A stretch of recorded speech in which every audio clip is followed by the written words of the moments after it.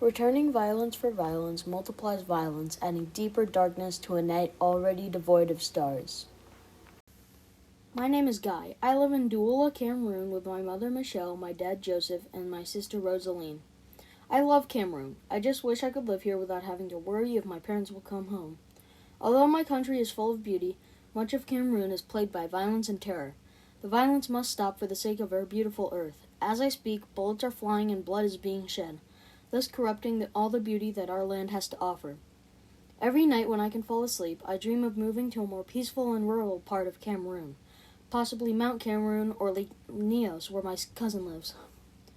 Whenever we visit him, I always ask if he is scared that Lake Neos will explode again like it did almost 40 years ago and kill him and his family. But he just shakes his head and proceeds to tell me the story of how his great-great-great-great-grandfather's best friend's uncle's maid's father had parted the waters of Lake Neos so that his fellow villagers could walk through. But a mosquito had bitten him in a rather painful place, and his great-great-great-great-grandfather's best friend's uncle's maid's father had lost control of the water and subsequently drowned a quarter of the village. After this very dramatic storytelling, we would eat my favorite food, soya and fufu, and for the next week I would be terribly scared if a mosquito flew near me. Despite the threat that the water may produce tons upon tons of poisonous gas and kill us all, I love my trips to Lake Neos because when I get home it's back to my normal, depressing life. Paul Biya, our president, is in France again, as he always is, spending millions of dollars on him and our First Lady. While we are back here, in his own country, where for many it is kill or be killed. This is nothing new. He has been in power for 38 years and has been doing this for a while now.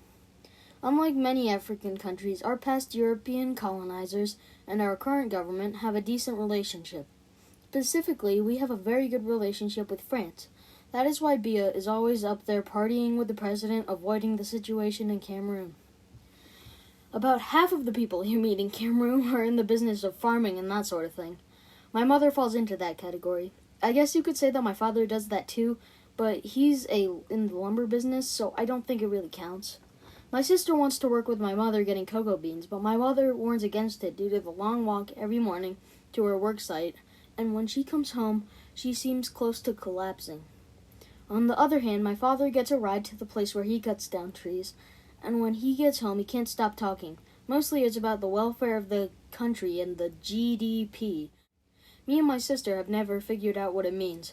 Our best guess is gross dog paw. Whatever it means, Dad says it's about $100 billion, which sounds like a lot to me and Rosaline. But Dad's behavior indicates that it's not as high of a number as he would like.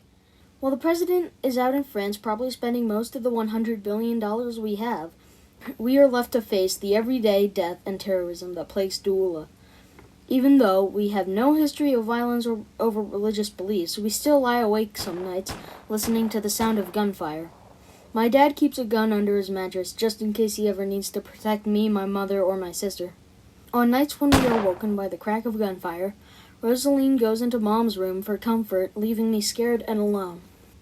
I believe that if this process of bloodshed keeps repeating itself, there will only be fear and violence in the minds of future generations, leading to the loss of all sense of culture in Cameroon. If the people of Cameroon are constantly running for a safety that never presents itself, no one can appreciate the true beauty that my country has to offer.